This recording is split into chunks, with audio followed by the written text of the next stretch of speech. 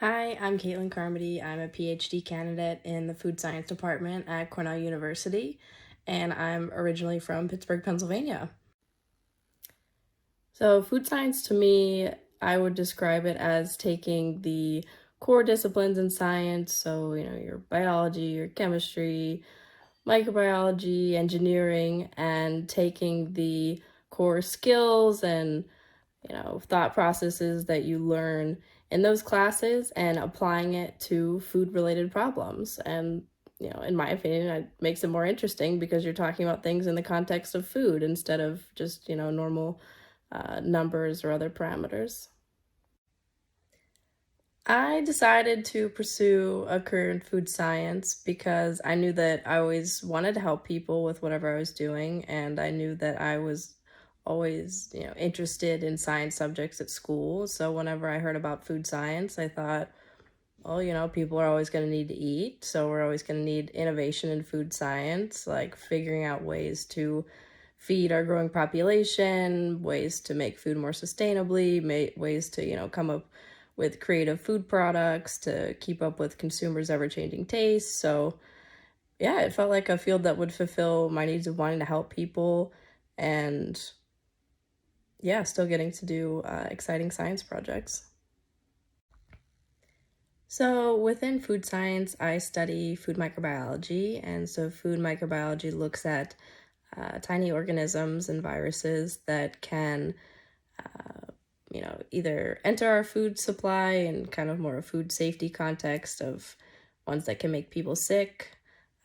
Or there's also, kind of good microorganisms that can help us make different food products. So, there's microorganisms involved in helping bread rise and make beer and to ferment vegetables to make exciting foods like kimchi, or there's probiotics that can help with your gut and help with production of yogurt. So there's a wide range of different things that you can look at within food microbiology, which is cool. My research in particular is dealing with, the food safety side of food microbiology, where we're trying to identify different places along the food chain where bad microorganisms that can make people sick could get into the food supply or the drinking water supply. And so I work on developing tests that can test for pathogenic bacteria that can be found in drinking water. And so the goal is that we can test drinking water samples and to make sure if they're safe for people to consume, to prevent people from getting sick. So you can drink water and, buy food from the grocery store without having to worry about getting sick from the foods that you eat. I believe that food science is a good career path for people to consider because, kind of echoing what I said earlier, people are always going to need to eat. So we're always going to need innovation in food science, which, from a few different aspects could provide job security, but as well as it's always going to be a way that you can contribute to helping people either, within your local community or on a more global scale because everyone needs to eat.